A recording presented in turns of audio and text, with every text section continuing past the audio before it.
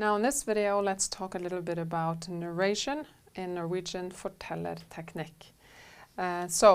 First a few terms. Narration means how the story is told, and we then have the narrator, who is the one telling the story.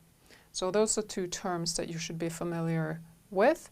And then when we talk about narration, we talk about two things. We talk first about voice or tone in the narration, and then we talk about points of view. Let's first look at voice or tone.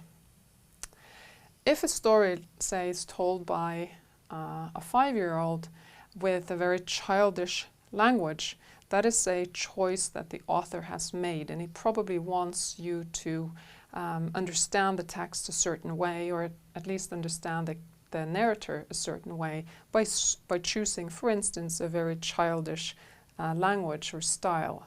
You can also have very ironic texts. Sometimes texts are extremely complex with difficult vocabulary, lots of metaphors, very romantic language, and that's also a choice by the author. So notice the style in which the story is told. Now, the other extremely important choice by the author is point of view. If you want to write a story about a young son and his father, it would be a completely different story if the father told the story than the son. So choosing the point of view, who sees in the text, is very important. And here we have two different points of view. Let's take a look at them. Now we have the first person point of view when a story is told by the I person. And we have the third person point of view. Now, first person point of view first. In this excerpt, you see that we have an I person speaking, first person. I had been searching for my father for years, but now I just wanted him to leave again. Choosing such a first person point of view makes the text very subjective.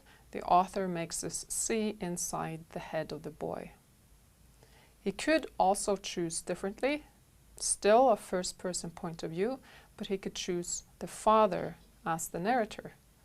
I never knew I had a son. His tiny body and searching eyes pierced through me.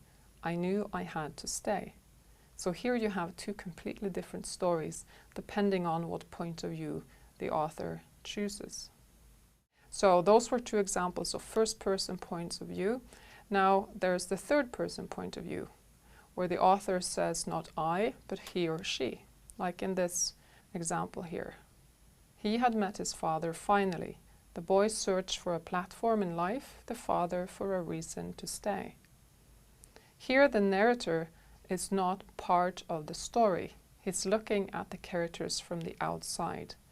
And in this connection we have two types of third-person narrators.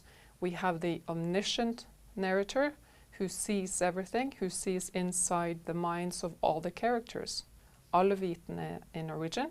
And then we have the narrator who can only see limited views, a limited point of view.